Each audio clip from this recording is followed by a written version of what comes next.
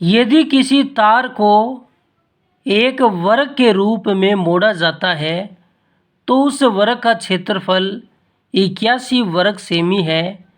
अब उस तार को एक अर्धवर्त के आकार में मोड़ा जाता है तो अर्धवर्त का क्षेत्रफल क्या होगा।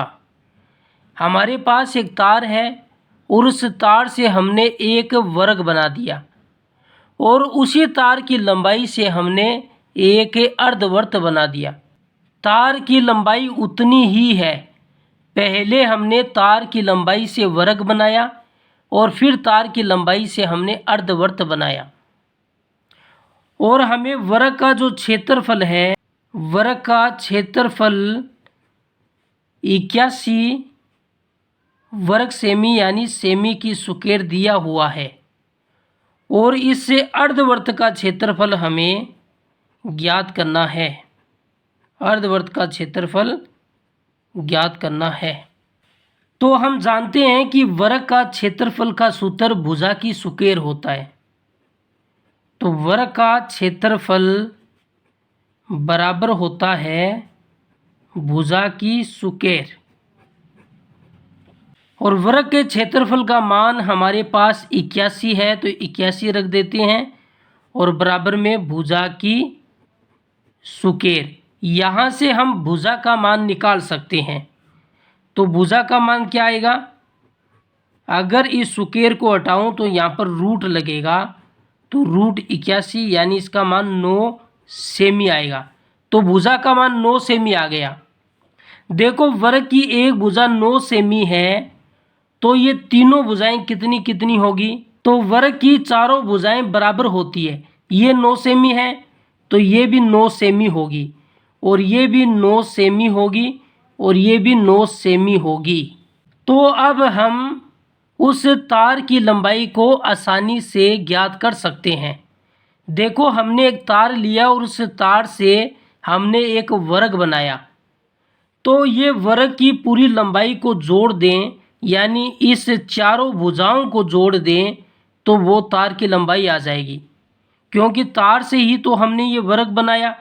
और ये पूरा हम जोड़ दें 9, 18, 27 और 36 तो ये तार की लंबाई होगी। तो यहाँ से तार की लंबाई कितनी हो जाएगी, तार की लंबाई होगी, इन चारों भुजाओं को जोड़ेंगे तो यह 36 सेमी होगी। अगर वर्ग की इन चारों भुजाओं का योग 36 है तो हम इसे वर्ग का परिमाप भी कह सकते हैं, क्योंकि वर्ग की चारों भुजाओं का योग वर्ग का परिमाप भी होता है। तो वर्ग का परिमाप भी कितना हो जाएगा, 36 सेमी होगा, क्योंकि इन चारों भुजाओं का योग वर्ग का परिमाप होता है। अब 2 नंबर पर बात आती है कि उसी तार की लंबाई से हमने इस अर्धवर्त को बनाया था। तो इस अर्धवर्त की लंबाई यहाँ से लेकर ये यहाँ तक जो पूरी लंबाई होगी ये भी 36 सेमी होगी, क्योंकि तार की लंबाई 36 सेमी है और उसी तार से हमने इस अर्धवर्त को बनाया तो इसकी लंबाई भी 36 सेमी होगी। तो ये यहाँ से लेकर जो यहाँ तक ये पूरी जो लंबाई होती है ये इसका अर्धवर्त का परिमाप होता है। तो अर्धवर्त का परिमाप भी कितना हो जाएगा, अर्धवर्त का परिमाप जो होगा वो भी 36 सेमी होगा,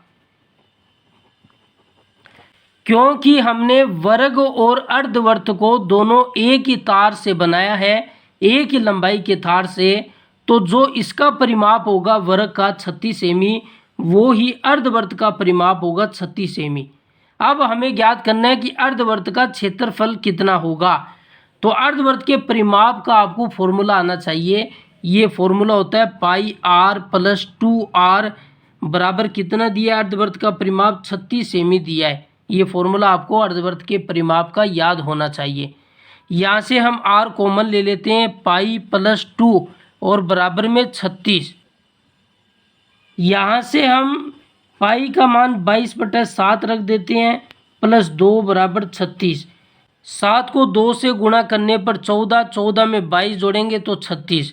तो r गुणा 36 और नीचे 7 बराबर 36।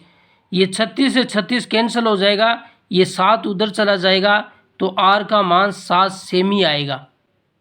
ये तो इसकी त्रिज्या आई है, हमें ज्ञात करना है अर्धवृत्त का क्षेत्रफल। देखो जो वर्त का क्षेत्रफल होता है, वर्त का क्षेत्रफल होता है पाई आर का स्क्वायर। अर्धवृत्त का ज्ञात करना है, अर्धवृत्त का ज्ञात करना है तो आप इसमें 2 का भाग दे दीजिए, पाई आर स्क्वायर बटे 2। और यहाँ पर पाई का मान होगा 22/7, आर का मान अभी हमने निकाला 7 है, तो 7 का स्क्वायर कर देंगे और नीचे 2 है। अब हम क्या करेंगे, इसको 2 के पाड़े से काटेंगे तो 11, ये 7 इसकी एक पावर से कट जाएगा, तो 11 को 7 से गुणा करेंगे तो यह 77 सेमी की स्क्वायर आएगा।